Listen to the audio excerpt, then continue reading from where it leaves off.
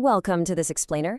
Today, we're diving straight into an incredibly dramatic, high-stakes narrative from the ancient text of 1 Samuel, specifically chapter 15. We're looking at a huge turning point in history. This is a moment where an entire kingdom's future isn't decided out on a bloody battlefield, but rather in the quiet, rationalizing mind of just one single king.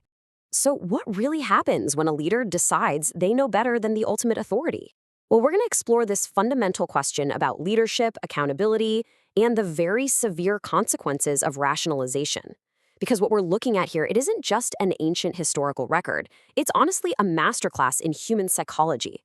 It forces us to ask what happens when someone in power gets a direct, unequivocal command, but then decides to interpret that command through their own personal lens of what's practical or profitable or popular. We're going to walk through this chronological narrative to see exactly how a seemingly victorious king manages to lose his entire kingdom through a single fatal compromise. You see, on paper, King Saul actually achieves a massive military victory, but as we'll see in the text, success in the eyes of the public doesn't always equal success in the eyes of the ultimate authority. This is a crazy story where a lie is literally exposed by the bleating of sheep. Now, what makes the initial command here so fascinating is the sheer uncompromising totality of the mandate the prophet Samuel gives to Saul regarding the Amalekites. Samuel tells him, "Now go and smite Amalek and utterly destroy all that they have and spare them not." This completely flies in the face of the normal rules of ancient warfare. Usually, claiming the best of the livestock and the wealth of the conquered was just standard practice. So this was the ultimate test of obedience. Would Saul follow this exact, albeit extreme, directive, or would he just default to standard operating procedure? To pull this off, Saul gathers a massive force at Tilanaim. We're talking 200,000 footmen and 10,000 men of Judah. Now that number is absolutely crucial. It proves, without a doubt, that he had the overwhelming power and resources to completely execute this command. There was absolutely no excuse of weakness here. He had the manpower to do exactly what was asked of him. Zero compromises needed. But, well, after giving the Kenites a warning to get out of the way to safety, Saul makes a glaringly selective choice about what to actually keep. He and his people take King Agag alive. They also spare the best of the sheep, the oxen, the fatlings, and the lambs, basically everything that was considered good. But everything that was vile and refuse, that they destroyed utterly. They essentially turned a strict divine command into a personal shopping spree, holding on to whatever was valuable and tossing only what was completely worthless to them. The narrative tension totally peaks right here. While Saul is busy setting up a monument to himself at Carmel and heading down to Gilgal to celebrate, he's basically throwing himself a victory parade. A completely different reaction is happening behind the scenes.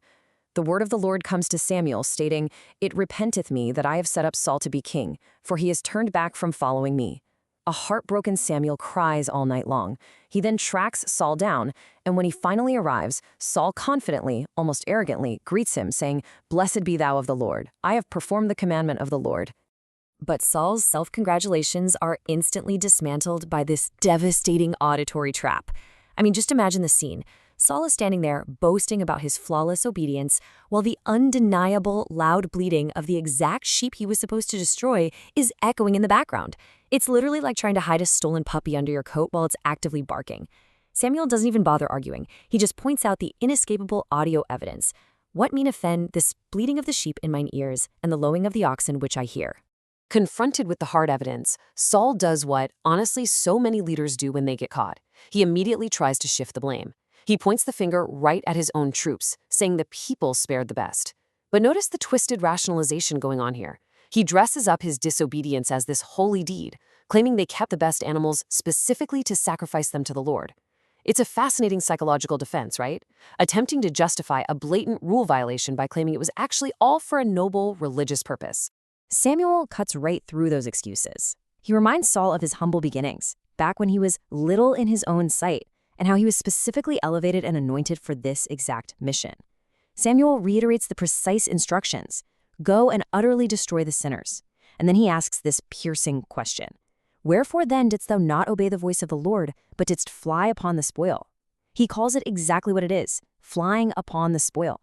This was greed, pure and simple, not piety. And this brings us to the real philosophical climax of the story.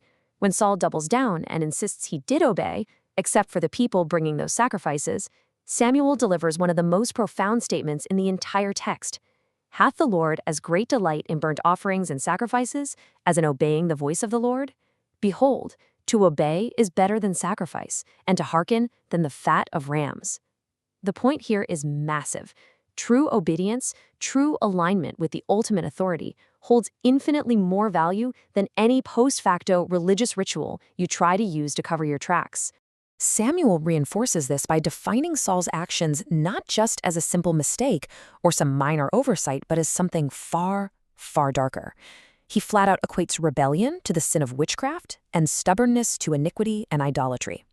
By deciding he knew better than the direct command he was given, Saul had essentially made himself his own idol. And because he rejected the word of the Lord, the final verdict is handed down.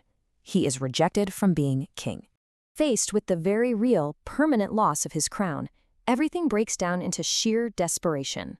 Saul finally cracks. He confesses, admitting, "I have sinned because I feared the people and obeyed their voice."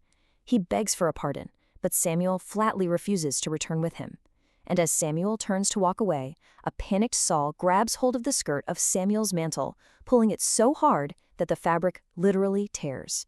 Samuel looks down at the ripped fabric in his hands, and he uses that torn garment as a profound, immediate metaphor for the permanent severing of Saul's reign. He tells Saul that just as this mantle has been torn, the kingdom of Israel has been rent from him this very day, to be given to a neighbor who is better than him. It's a completely unyielding visual confirmation that this decision is final. There's no going back. Now, still totally concerned with his public image, Saul actually begs Samuel to honor him before the elders of Israel. Samuel briefly turns back so Saul can worship and save a little face. But the business of that original command, it is not finished yet. Samuel calls for King Agag of the Amalekites. Agag comes to him delicately, uttering the phrase, "Surely the bitterness of death is past." He mistakenly thinks that because he survived the battle and that whole initial confrontation, he's somehow survived the ordeal entirely. Man, it is a profoundly ironic assumption. Because Samuel does not hesitate. He tells Agag that just as his sword has made women childless, his own mother will be childless. And then, in a moment of sheer, brutal finality, Samuel hews Agag in pieces before the Lord in Gilgal. The prophet literally steps in to execute the bloody judgment that the king was commanded to deliver but refused to carry out. Following that gruesome fulfillment of the mandate, the two men go their separate ways. Samuel heads up to Ramah, and Saul goes to his house in Gibeah. And the text tells us something really sad here. Samuel came no more to see Saul until the day of his death. Even though Samuel genuinely mourned for him, the bridge was totally burned. That relationship between the spiritual authority and the earthly king was permanently, irreversibly severed. As we wrap up this explainer, I want to leave you with a final provocative thought about the real cost of compromise. We've seen how partial obedience is viewed as complete disobedience, and how trying to justify our actions with noble-sounding excuses only makes the fracture worse. So what is the heavy, personal price of rationalizing our own disobedience when the expectations placed upon us are absolutely clear?